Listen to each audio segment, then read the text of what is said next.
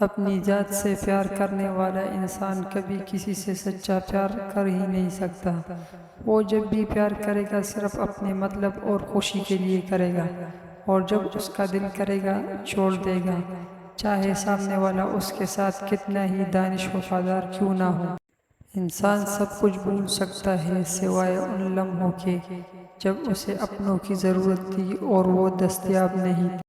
جب آپ کا رویہ لوگوں کی توقعات کے مطابق نہیں ہوتا، تب ان کا اصلی چہرہ سامنے آتا ہے۔ انسان کا اخلاق، زبان، سوچ اور ظرف بتا دیتا ہے کہ وہ ان پڑھ ہے یا پڑھا لکھا جاہل ہے۔ جب آپ کو ہر شخص سے شکایت ہونے لگے تو دیکھ لیجئے کہ خرابی کہیں آپ ہی کے اندر تو نہیں۔ حسد کرنے والے کے لیے یہی سزا کافی ہے کہ جب تم خوش ہوتے ہو تو وہ اداس ہو جاتا ہے۔ تعلق کو مسلسل آزمانے سے تعلقات میں عیب ہی نکل آتے ہیں، اور عیبوں سے کوئی بھی خالی نہیں۔ رشتے پھولوں کی طرح ہوتے ہیں، اگر توجہ نہ دی جائے تو مر جاتے۔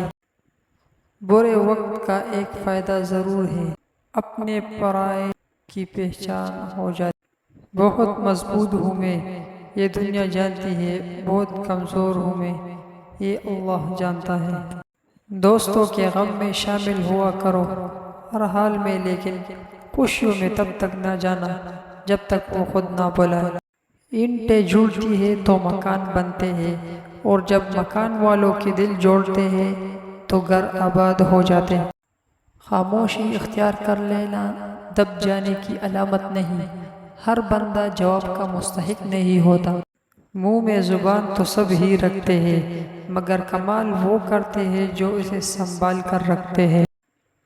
گفتگو ہی بتا دیتی ہے تربیت ہوئی ہے یا صرف پالا گیا ہے۔ ایک عورت کی تربیت کا امتحان بہو بننے کے بعد اور اخلاق کا امتحان ساس بننے کے بعد ہوتا ہے۔ سمجھدار عورت اجڑے ہوئے گھر کو آباد کرتی ہے، جبکہ ناسمجھ عورت اچھے بھلے گھر کو برباد کر دیتی۔ موبائل اور دل اتنے پاک ہو کہ کوئی کھول کر دیکھ لے تو شرمندگی نہ ہو۔ اگر تم نے کسی کا درد محسوس کرنا نہیں سیکھا تو زندگی میں کچھ نہیں سیکھا۔ انسان کو تکلیف میں بھی راحت ملتی ہے اگر کوئی ساتھ دینے والا ہو۔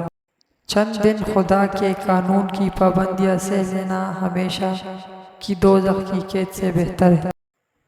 جتنا نیکی کی راہ پر چلو گے اتنی اللہ کی مدد آئے گی، جتنی اللہ کی مدد آئے گا اتنا کامیاب ہو جاؤ۔